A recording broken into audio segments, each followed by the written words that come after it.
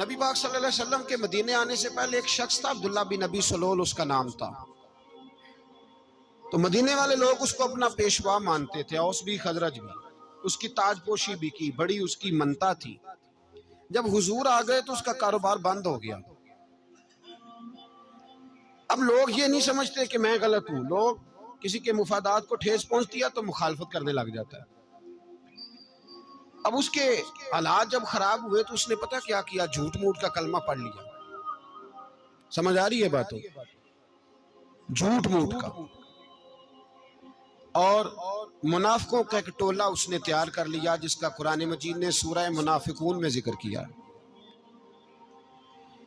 ایک جنگ کا موقع تھا، نبی پاک صلی اللہ علیہ وسلم تشریف لے گئے تو عبداللہ بن ابی سلول بھی چلا گیا۔ حضرت عمر فاروق رضی اللہ تعالیٰ عنہ کے ایک غلام تھے، وہ پانی لینے کنویں پہ گئے۔ ادھر سے انصار میں سے، چونکہ حضرت عمر کے غلام مہاجر تھے، انصار میں سے ایک شخص پانی لینے پہلے سے آیا ہوا تھا۔ پانی بھرنے میں کوئی اختلاف ہو گیا، جھگڑا ہو گیا، مار کٹائی تک نوبت آ گئی۔ حضرت عمر کے غلام نے کچھ چیز مار دی، اس شخص کو زخمی ہو گیا۔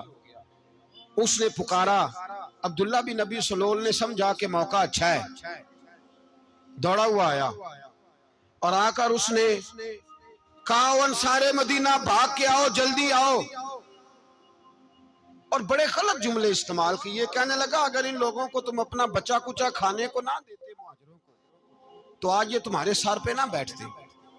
معاذ اللہ، ایسی باتوں پہ کہا کرے، بولے یہ روز مرہ کی گفتگو میں عادت بنائیں، کوئی ایسی بات کرنی ہو تو معاذ اللہ استغفر اللہ کہہ کے کرنی چاہیے۔ اس نے کہا کہ معاذ اللہ اب ان کو بچا کچا نہ دیں تو یہ ہمارے سر پہ نہ بیٹھتے۔ شور کیا اس نے۔ ہمارے ہاں بھی سیانے بندے پنچایت کے لوگ وہ کہتے ہیں تو اس برادری کے بچے سے ہی مار کھا ہے، پتہ ہی نہیں چلا، جا اسے مار کے آ، سر پھاڑا، یہ کار پھوڑ دے اس کا سر، اور دیکھ میں دیکھ لوں گا بعد میں جو ہوگا۔ یہ عقل مند لوگوں کے مشورے نہیں، یہ جاہل لوگوں کے مشورے۔ ناراض نہ ہونا، پر یہ نبی پاک صلی اللہ علیہ وسلم نے فرمایا ہے، حضور کا فرمان ہے۔ یہ کن لوگوں کا کام ہے؟ بول کے بتائیں، بول کے۔ پڑھے لکھے سیانے بندے اس طرح کے مشورے یہ بالکل نہیں دیتے، جاہلوں کا کام۔ پکارا، مہاجر سارے اکٹھے ہو گئے، انصار سارے آ گئے، اور جب انصار آئے تو مہاجرین کو بھی پکارا، مہاجر بھی آ گئے۔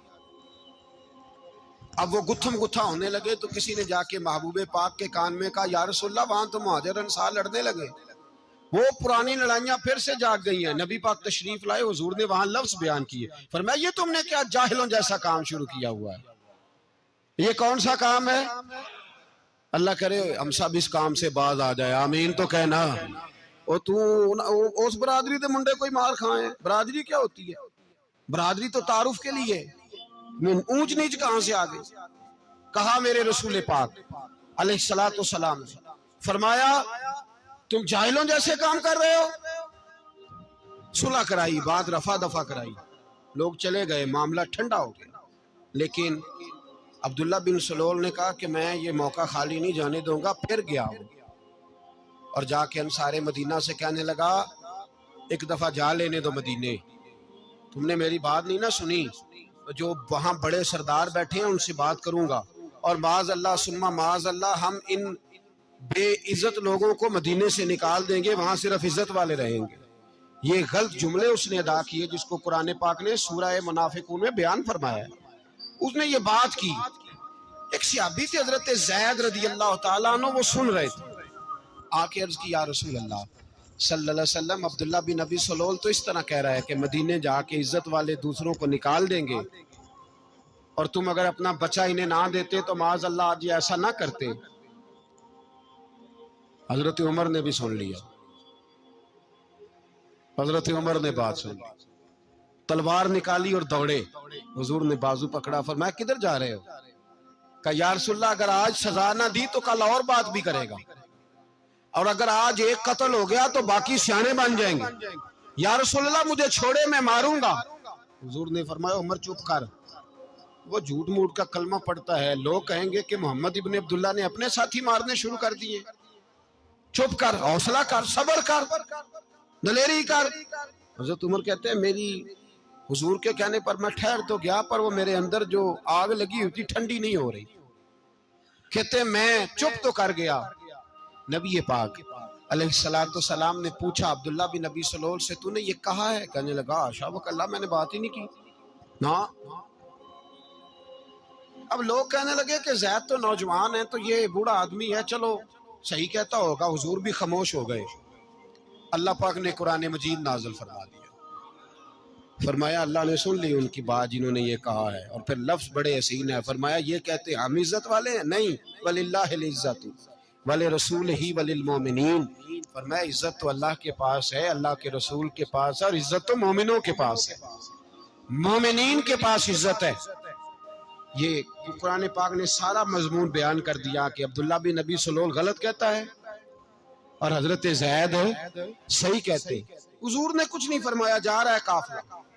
جب مدینے کی سرحد آ گئی نا، حدود مدینہ منورہ کی شروع ہوئی، تو عبداللہ کا اپنا بیٹا، اس کا نام بھی عبداللہ بن عبداللہ تھا، اپنا بیٹا اس کا بڑا مخلص جانثار غلام تھا میرے رسول پاک صلی اللہ علیہ وسلم کا، وہ تلوار لے کے مدینے کی حد پہ کھڑا ہو گیا اور کہنے لگا میرے باپ، تو نے اتنی بے ایمانی کے لفظ کہے کہ میں ان کو نکال دوں گا؟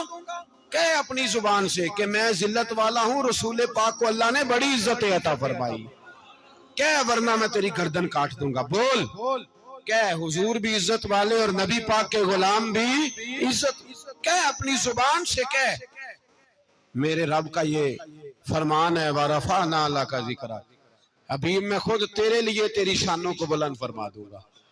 تو کہا تو دشمن ہو کے کہنے لگا میرے بیٹے مجھے معاف کر دے، مصطفیٰ تو بڑی عزتوں والے، ان کے غلام شانوں والے۔ جب بیٹا تلوار لے کے سامنے کھڑا ہوا، شہرت ہوئی، اب نبی پاک نے حضرت عمر کی طرف دیکھا، کہا عمر تیری بات صحیح تھی، اب جو ہوا یہ زیادہ صحیح تھا، وہ میں نے تجھے کہا حوصلہ کر، تدبر کر، وقت کا انتظار